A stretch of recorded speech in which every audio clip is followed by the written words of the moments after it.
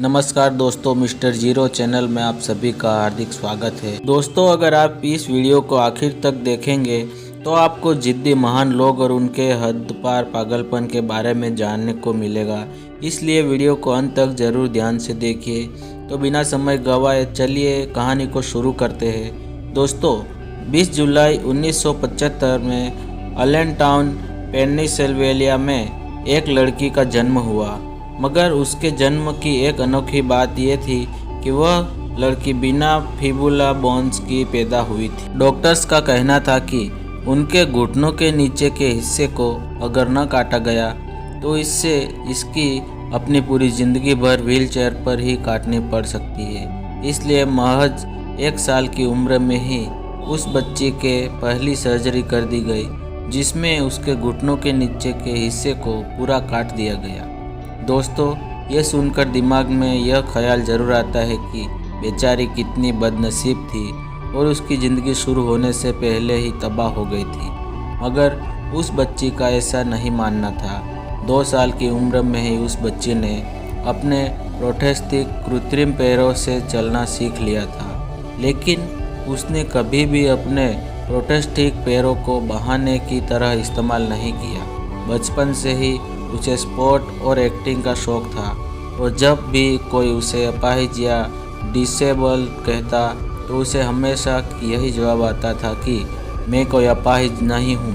अगर आप टेक्निकली देखो तो मैं एक ऐसी इंसान हूँ जिसके दोनों पैर घुटनों के नीचे के हिस्सों को काट दिया गया है। मगर इसका मतलब यह नहीं कि मैं अपाहिज हूँ और मैं कुछ नहीं कर सकती। ये कमी मुझे ना ही कुछ करने से रोक सकती है और ना ही मेरे जज्बे को कम कर सकती है।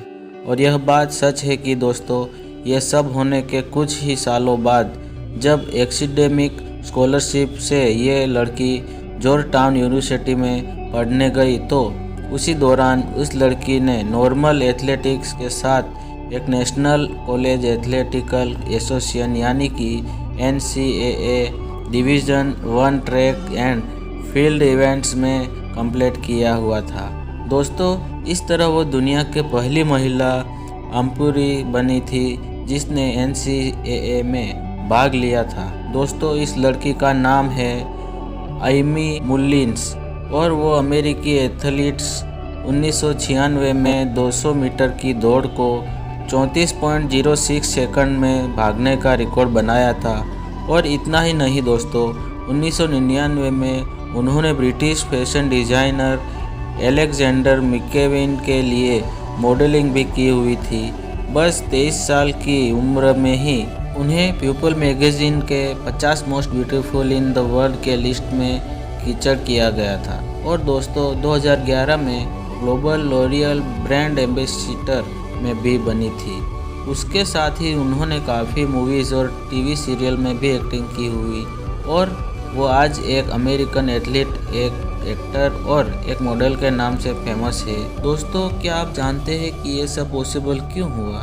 क्योंकि उन्होंने कभी खुद को अपाहिज समझा ही नहीं और अपनी कमी को उन्होंने कभी अपना बहाना नहीं बनने दिया और अपनी काबिलियत पर पूरा भरोसा रखा।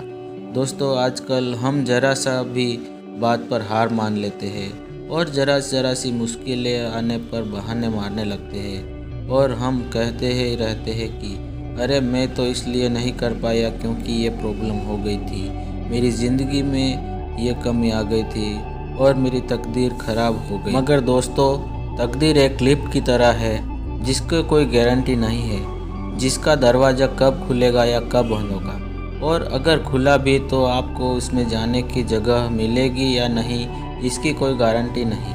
मगर दोस्तों, लिफ्ट चाहे खुला हो या बंद हो, लेकिन लाइफ में हमेशा सीढ़ियों का रास्ता हमेशा खुला हुआ रहता है और मेहनत की उसी सीढ़ी का नाम है।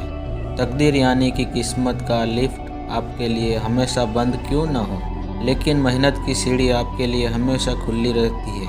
तकदीर के लिफ्ट के मुकाबले मेहनत की सीढ़ियों पर चढ़ते वक्त आपको ज़्यादा तकलीफ होगी और वह भी ज़्यादा लग सकता है, लेकिन अंत में आपको सफलता ज़रूर मिलेगी। दोस्तों, एक ऐसी लड़की जिसके किस्मत में ढंग से चलना भी नहीं लिखा था, उसने अपनी मेहनत की दम पर पैरालिम्पिक और दौड़ में वर्ल्ड रिकॉर्ड बनाया और अपने जुनून से नामुमकिन को मुमकिन कर दिया। वो कर दिखाया जो नॉर्मल चलता फिरता इंसान भी नहीं कर पाए। अपनी मेहनत के पूरे जुनून से अपनी किस्मत को बदल डाला। तो दोस्तों, ये आप पर निर्भर है कि आप अपने तकदीर का खुलने का इंतज़ार करें, और अगर ना खुले तो ज़िंदगी भर उसे कोसते रहे, या फिर मेहनत की सीढ़ी पकड़कर धीरे धीरे अपनी मंजिल की तरफ बढ़ना शुरू करें। फैसला आपका है। तो दोस्तों, कहानी कैसी लगी कमेंट में हमें ज़रूर बताएं, और चैनल पर नए हैं तो चैनल को लाइक शेयर और सब्सक्राइब कर दें। सब्सक्राइब करके बेल आइकन दबाना ना भूलें, ताकि हम आपके सामने हर रोज़ सफलता और जीवन जीने की कला की कहानियाँ आपके सामने हर रोज़ ला सके। धन्यवाद।